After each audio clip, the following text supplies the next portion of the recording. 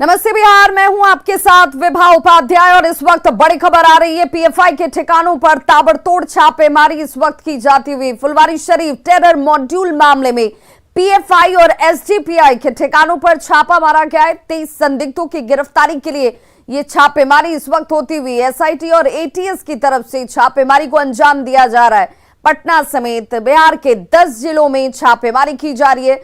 पटना के फुलवारीशरीफ में छापा, साथ ही साथ एग्जीबिशन रोड में छापेमारी की जा रही है। और सिर्फ पटना में ही नहीं, बिहार के 10 जिलों में एटीएस की टीम की तरफ से यह कार्रवाई इस वक्त छापेमारी के तौर पर होती हुई। एटीएस की टीम ने यह छापेमारी नालंदा, छपरा, मधुबनी, दरभंगा और पूर्वी चंपारण में की है। मुजफ्फरपुर, कटिहार और अररिया में भी ये छापेमारी इस वक्त अंजाम दी जाती हुई। किशनगंज में भी एसआईटी की टीम मौजूद है और छापेमारी की कार्रवाई की जा रही है। एसआईटी और एटीएस की अलग अलग टीमें इस वक्त छापेमारी के इस कार्य में जुड़ी हुई हैं। पटना समेत राज्य के 10 जिलों में ताबड़तोड़ छापेमारी को अंजाम दिया जा रहा है। एटीएस ने एग्जीबिशन रोड और फुलवारीशरीफ में यह छापेमारी की है। साथ ही साथ एसआईटी की टीम ने नालंदा, मधुबनी, दरभंगा, कटिहार, ये वो तमाम जिले हैं जहां पर कार्रवाई इस वक्त होती हुई।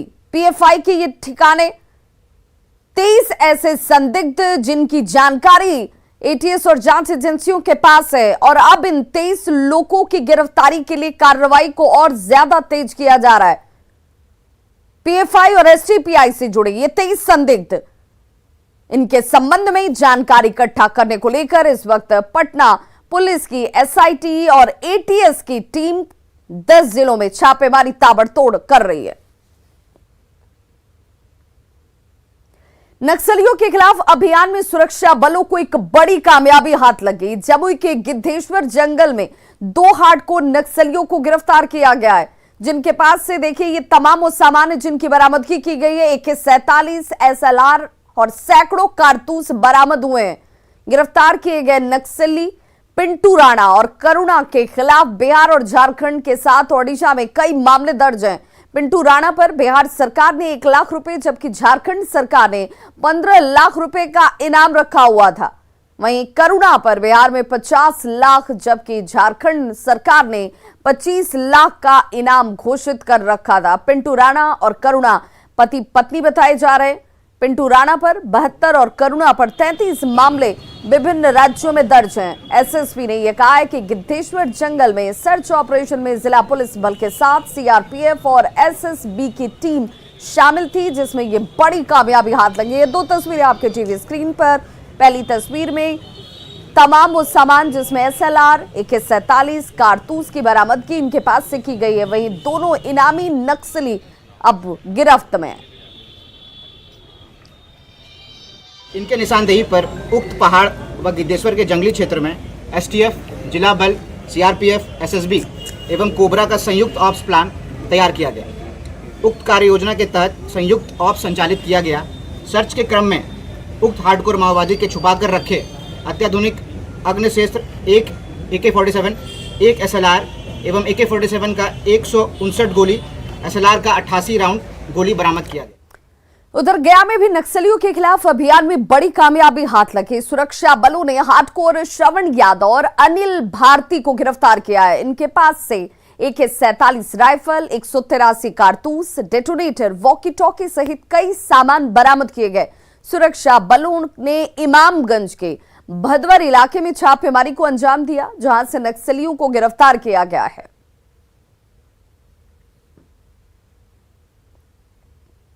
मुजफ्फरपुर पुलिस ने यूपी में स्वर्ण व्यवसायी अपहरण कांड के आरोपियों को गिरफ्तार कर लिया और इनके पास से 2 किलो 208 ग्राम सोना बरामद हुआ। साथ ही कुख्यात पिंटू सिंह को भी गिरफ्तार किया गया है, जिसके पास से 2 अवैध राइफल की बरामदगी हुई है। पिंटू सिंह मुजफ्फरपुर का रहने वाला है और उसकी कई बसें चलती हैं। उसे अपने घर से गिरफ्तार किया गया। एसएसपी ने बताया है कि पिंटू सिंह पर पहले से भी कई मामले दर्ज हैं। और पुलिस ने इनके संलिप्तता के आधार पर जो गोल्ड ज्वेलरी है जो कि उस ज्वेलर से छीन ली गई थी उसको भी बरामद किया है। इसके अलावा इन लोगों ने उस ज्वेलर को जिसको इन्होंने किडनैप किया था उसको छोड़ने के लिए 5 लाख रुपए की रैंसम कॉल की भी मांग की थी, जिसको भी बरामद कर लिया गया है। और बड़ी खबर इस वक्त पटना से आ रही है, जहां पर मॉनसून को लेकर के बड़ी ये जानकारी, जिसमें एक मानसून के कमजोर होने की बात कही जा रही है। 3 दिनों तक झमाझम बारिश हुई, मानसून का 5 दिनों का ब्रेक बताया जा रहा है इस दौरान। वहीं 28 जुलाई से एक बार फिर से बारिश की शुरुआत होगी। अगले 5 दिन सामान्य रहने की उम्मीद जाहिर की गई है और ऐसे में पटना में मानसून एक बार फिर से कमजोर हो गया है। 3 दिनों तक हालांकि झमाझम बारिश हुई, किसानों के साथ आम लोगों ने बड़ी राहत महसूस की, लेकिन अब एक बार फिर से कि 5 दिनों की ब्रेक, अब इस दौरान मानसून कमजोर रहेगा, लेकिन 28 जुलाई से एक बार फिर से बारिश की संभावना जाहिर की जा रही है। प्रधानमंत्री नरेंद्र मोदी ने बीती रात निवर्तमान राष्ट्रपति रामनाथ कोविंद के सम्मान में फेयरवेल डिनर दिया, जिसकी तस्वीर आप इस वक्त देख रहे हैं, जिसमें केंद्रीय मंत्रिमंडल के सदस्य, कई राज्यों के मुख्यमंत्री और अन्य गणमान्य लोग शामिल हुए। राष्ट्रपति चुनाव में निर्वाचित द्रौपदी मुर्मू भी कोविंद के विदाई रात्रि भोज में शामिल हुई। आपको ये भी बता दें कि रामनाथ कोविंद का कार्यकाल सोमवार को समाप्त हो रहा है। द्रौपदी मुर्मू सोमवार को नई राष्ट्रपति के रूप में शपथ ग्रहण करेंगी।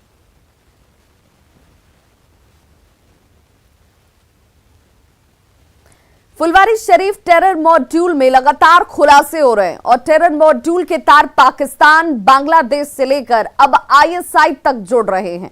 लेकिन अब इस पूरे मामले को एनआईए ने टेक ओवर कर लिया है। एनआईए अब हर लिंक की जांच करेगी। पूरी रिपोर्ट देखिए और फिर समझिए कि एनआईए को जांच सौंपने के आखिर मायने क्या हैं। फुलवारी शरीफ टेरर मॉडल की होगी संपूर्ण जांच।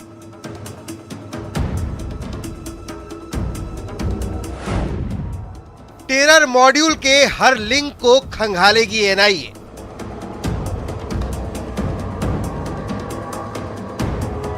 पटना टेरर मॉड्यूल की जांच राष्ट्रीय जांच एजेंसी यानी एनआईए को सौंप दी गई है। एनआईए अब इस पूरे मामले की जांच करेगी। जिस तरह से इस मामले की शुरुआती तफ्तीश में कई महत्वपूर्ण जानकारियां और कई ऐसे इनपुट्स मिल रहे थे जिसको देखने के बाद, जिसको खंगालने के बाद इतना स्पष्ट तौर पर पता चल रहा था कि इस मामले में पाकिस्तान समेत विदेश के कई ऐसे संदिग्ध आतंकियों की भूमिका निकल के सामने आ रही है। लिहाजा इसी मामले की गंभीरता को देखते हुए केंद्रीय गृह मंत्रालय के द्वारा इस मामले पर ग्रीन सिग्नल दिया और एनआईए को इस मामले की तफ्तीश का जिम्मा सौंप दिया गया है।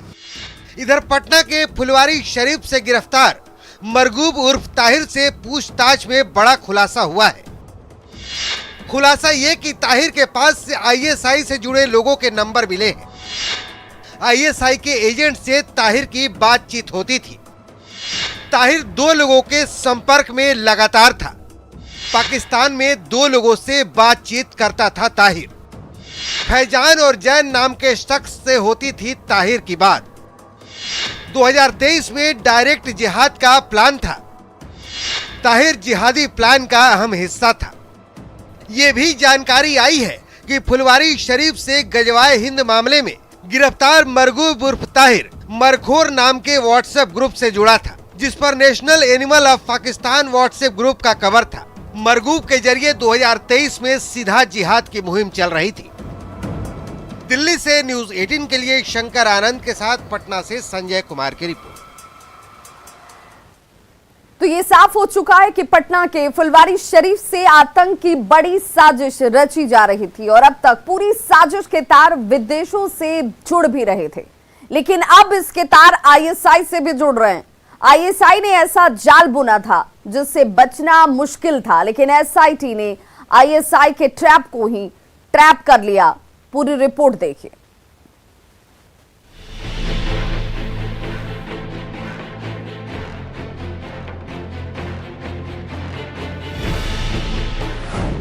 आईएसआई से जुड़े फुलवारी शरीफ मॉड्यूल के तार। आईएसआई ने रचा हनी ट्रैप का जाल।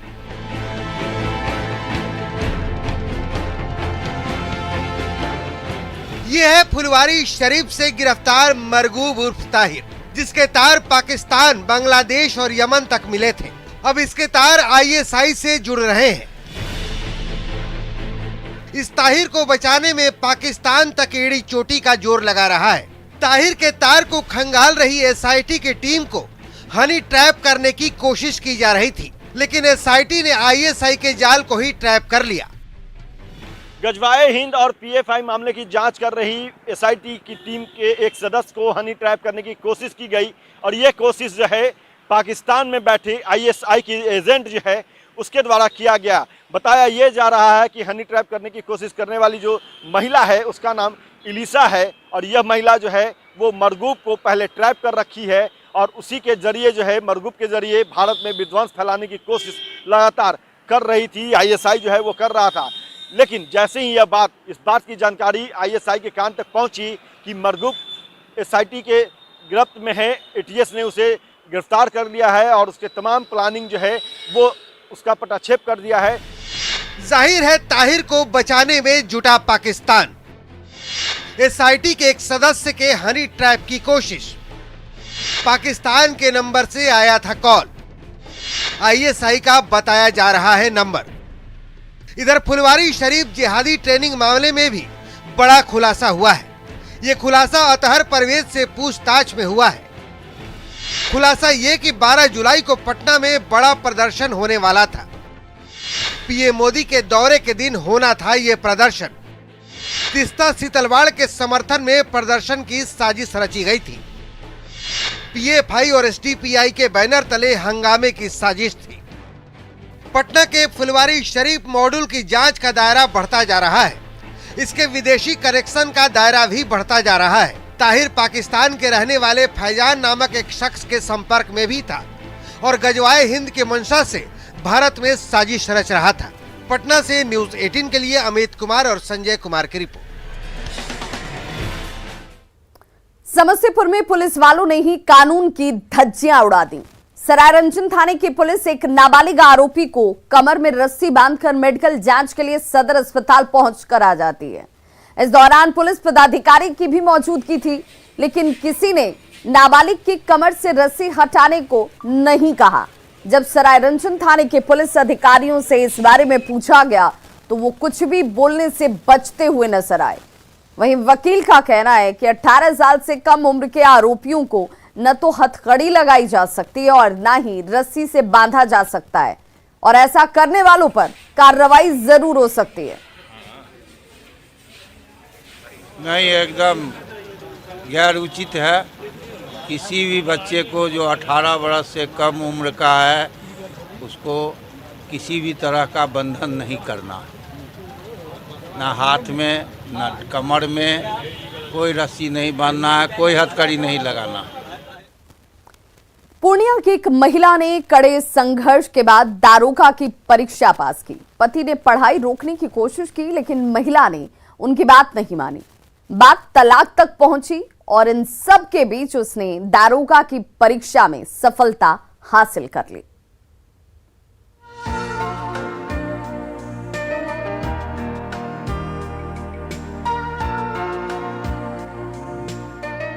पिछले दिनों बिहार में दारोगा का रिजल्ट आया है। पूर्णिया की एक ऐसी बहू दारोगा बनी है जिसकी कहानी खुद में मिसाल है। नाम है ब्यूटी। पति ने जब तलाक की अर्जी दी तो सबसे बड़ी समस्या थी 2 बच्चों की परवरिश, लेकिन ब्यूटी ने आपदा को अवसर में बदला। ससुराल वालों के ताने तक सुनी, लेकिन हिम्मत नहीं हारी। शिक्षा को हथियार बनाकर ब्यूटी ने सबको मुंहतोड़ जवाब दे दिया। दारोगा परीक्षा की तैयारी की और सफल होकर अपनी काबिलियत साबित भी की। जी, पढ़ाई में भी सपोर्ट नहीं मिल रहा था और मैं जब पढ़ना चाहती थी तो बोलते थे तलाक देंगे, पढ़ाई को छोड़ो, पति को चुनो या नौकरी को चुनो। लेकिन पहले मैंने पति को ही चुना था 2015 में, लेकिन जब उन्होंने दोबारा मुझे धोखा दिया तो फिर मैंने 2020 में मैंने पढ़ाई को चुना। जब पति से सहयोग नहीं मिला तो ब्यूटी ने अपने दम पर कुछ करने की ठानी। इसी बीच दारोगा की वैकेंसी निकली तो ब्यूटी को नया मौका मिल गया। पढ़ाई कर सबको जवाब देने का यही जो समय था। हालात मुश्किल थे, ऐसे में ब्यूटी को PM मोदी का आपदा को अवसर में बदलने वाला मंत्र याद आ गया। पूरी लगन से तैयारी शुरू की, जिसमें कई लोगों का सहयोग भी मिला। मेरा एक सपना था पहले से ही कुछ बनने का, और मैं ज़्यादा बीपीएससी मेरा ड्रीम रहा है।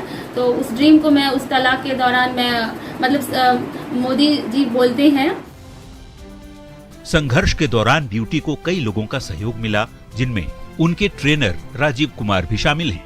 कड़े संघर्ष के बाद ब्यूटी न सिर्फ अपना लक्ष्य हासिल कर पाई, बल्कि लोगों के लिए प्रेरणा भी बन गई हैं।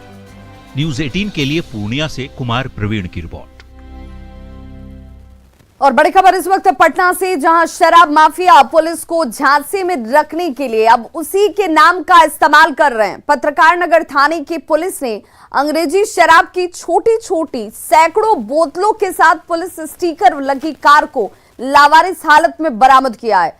ये कार सड़क पर खड़ी थी और पूरी तरह से लॉक थी। पुलिस वाले इसे धक्का देकर 1.5 किलोमीटर तक लेकर आए और फिर पूरे मामले का खुलासा होता है। क्या है पूरा मामला, जानकारी दे रहे हैं हमारे सहयोगी संजय कुमार। राजधानी पटना में जब शराब के तस्करों पर शिकंजा कसा जाने लगा, तब शराब तस्करों ने एक नायाब तरीका अपनाया। नायाब तरीका अपने लिए अपनाया कि पुलिस जो शराब चेक करती है, उसी पुलिस के नाम पर शराब का धंधा कर लिया जाए। और देखिए, ये जो कार जब्त की गई है और इस कार में स्टिकर जो लगा है वो पुलिस का है, यानी पुलिस को चकमा देने की पूरी कोशिश।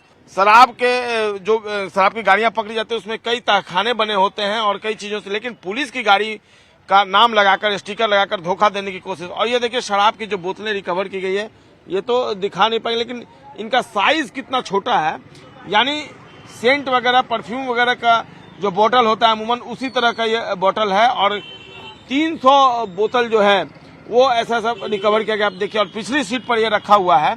और पत्रकार नगर थाने की पुलिस ने गुप्त सूचना के आधार पर जब कार को जब्त किया तो ये लॉक था और इसको धक्का देकर बहुत दूर से लाया गया है। क्या सूचना मिली थी आप लोग? हमारे प्रभारी महोदय को सूचना मिली थी, इसके बाद हम लोग को वो भेजा, जा करके हम लोगों ने। ये कहाँ पर, कितनी दूरी पर, मैंने कहा कितने दूर से धक्का देकर लाए?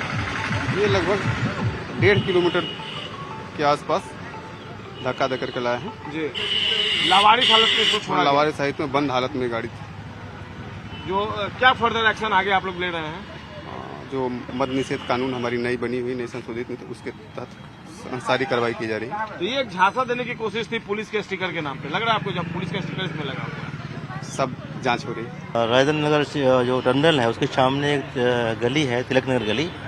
जानकारी हमें मिली कि एक टाटा नैनो गाड़ी है, उसमें पुलिस लिखा हुआ है और उसमें कोई आदमी है नहीं, उसमें भारी मात्रा में शराब रखी हुई है। हम लोग वहाँ गए, वेरीफाई किए तो शराब मिला भारी मात्रा में, और गाड़ी मिली है टाटा नैनो व्हाइट कलर की है और इस पर वो आगे लिखा हुआ है पुलिस।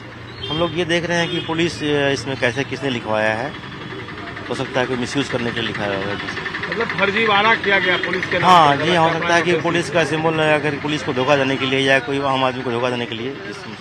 1.5 किलोमीटर तक पुलिस वाले खुद इस गाड़ी को धक्का देकर लाए हैं और ऐसे में अंदाजा लगाया जा सकता है कि शराब पकड़ने के लिए पटना पुलिस को हर वो संभव कार्रवाई करनी पड़ रही है जो इनका जो लक्ष्य है उसको पूरा करना पड़ रहा है, भले ही मशक्कत कितनी करनी पड़े। और ये जो खुलासा हुआ है, निश्चित तौर पर देखना होगा इसमें जिन लोगों का इन्वॉल्वमेंट है, किसके नाम पर यह गाड़ी है, क्या लावारिस हालत में जो गाड़ी छोड़ी गई थी उसमें किसके नाम पर रजिस्ट्रेशन, तमाम जो ऐसे बिंदु हैं उस पर कार्रवाई आगे चल रही है। और देखना होगा जो शराब तस्कर इसमें इन्वॉल्व थे उनकी गिरफ्तारी कब तक सुनिश्चित हो पाती है।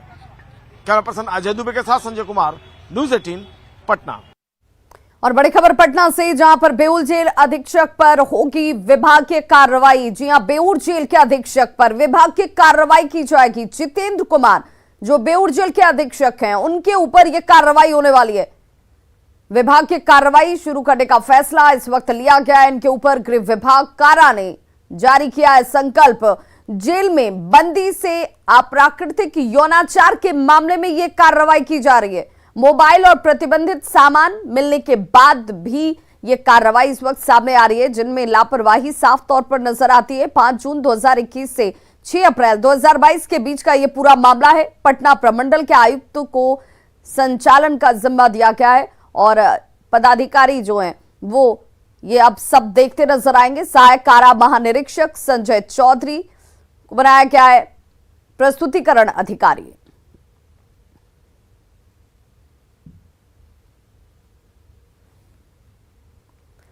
पटना जू में 2 महीने पहले 4 शावकों का जन्म हुआ और 24 जुलाई को विश्व बाघ दिवस के मौके पर सभी नामांकन इन सभी का किया जाएगा। चारों शावकों पर पूरी नजर रखी जा रही है। पटना जू का जायजा लिया हमारी सहयोगी विनीता मिश्रा ने। पटना जू में जन्मे 4 नन्हे शावकों का जल्द ही नामाकरण किया जाएगा।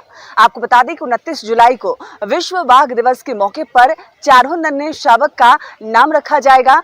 2 महीने पहले पटना जू की बाघिन संगीता ने 4 नन्हे शावकों को जन्म दिया था। हालांकि चारों नन्हे शावक स्वस्थ हैं और अपने मां के साथ खेलते हुए नजर आ रहे हैं।